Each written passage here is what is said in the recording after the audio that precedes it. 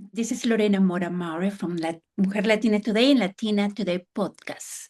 Today we have Alfonso Cornejo, President of the Hispanic Chamber Cincinnati USA, to invite us to the Cincy Cinco Festival 2026. Welcome, Alfonso. Thank you very much, Lorenita.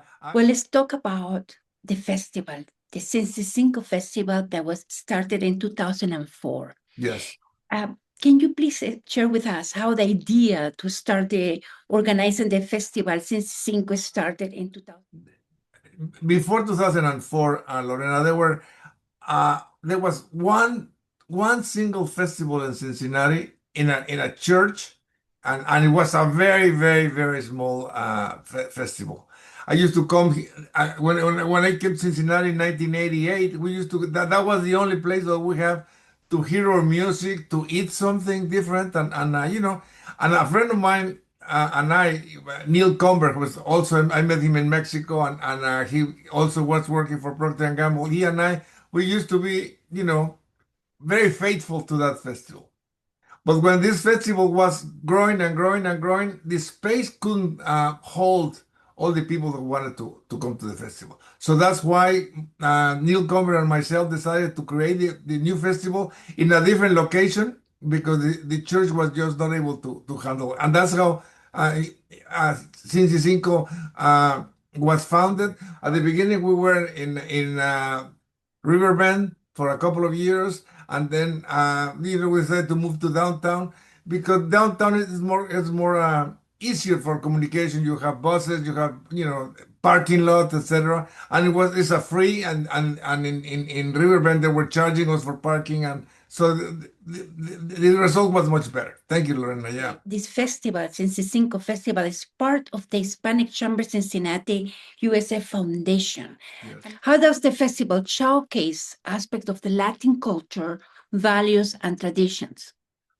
Lorena, it was very clear that we had many more people interested in sharing their music, their talent, their paintings, everything that we just didn't have before.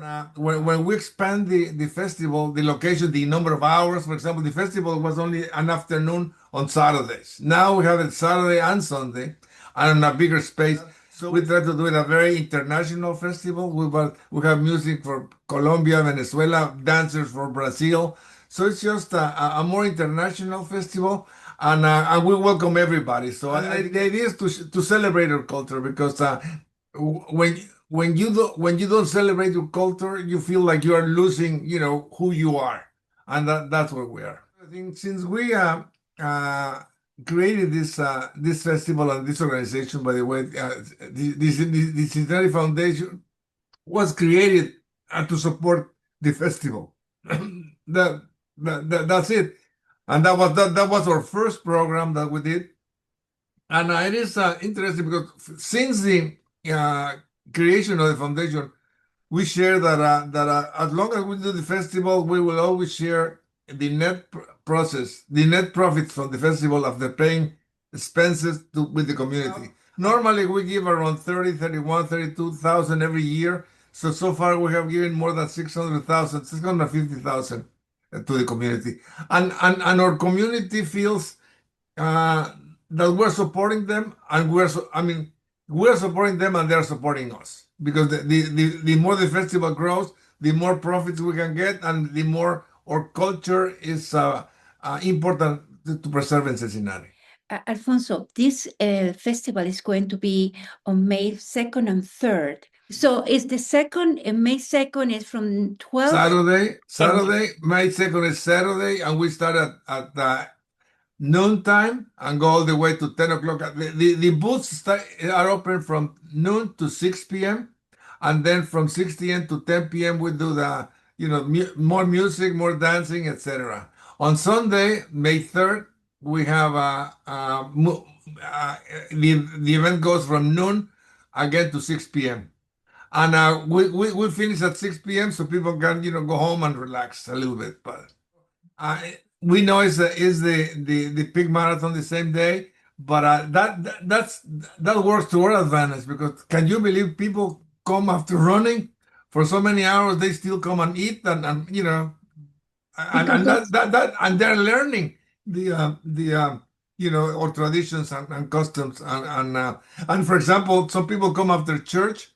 You have several churches downtown. They come after church. They come after the pig. So it's normally we get between 3,000 and 4,000 people in both days. Saturday around 3 p.m. We have all the mascots of Cincinnati teams, the Bengals, the Reds, the Cincinnati FC Cincinnati teams, etc. Please come, bring your kids. The kids will enjoy doing all this, dancing with the mascots and doing a parade with dancers. And after that, we'll have piñatas for the kids. Adults will not have piñatas, but the kids will have piñatas. So it's going to be a fun day. Thank you, Alfonso. Have a wonderful day. Okay, bye-bye.